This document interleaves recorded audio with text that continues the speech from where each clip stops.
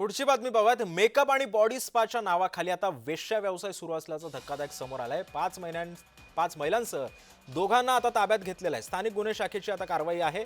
गोंदियामधला हा सगळा प्रकार आहे। मुख्य भागामध्ये असलेल्या जयस्तंभ चौकातील बस स्टॉप समोर सुरू असलेल्या mass makeup studio and body spa centre इथे मसाजच्या नावाखाली वेश्या व्यवसाय सुरू असल्याची माहिती स्थानिक गुन्हे शाखेला मिळताच स्थानिक गुन्हे शाखेनं बनावटी ग्राहक पाठवून धाड टाकत 5 महिला आणि 2 पुरुषांना अटक केली आहे।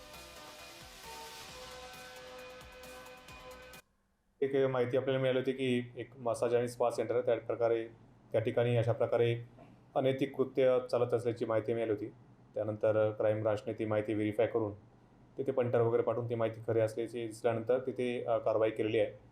तर या कारवाईमध्ये एकूण तिथून 5 महिलांना आपण तिथून रेस्क्यू केलेलं आहे आणि ते मसाज आणि स्पा सेंटर चालवणारे जे 2 आरोपी होते त्यांना आपण पिटा ॲक्ट खाली कारवाई करून त्यांना अटक केलेली आहे।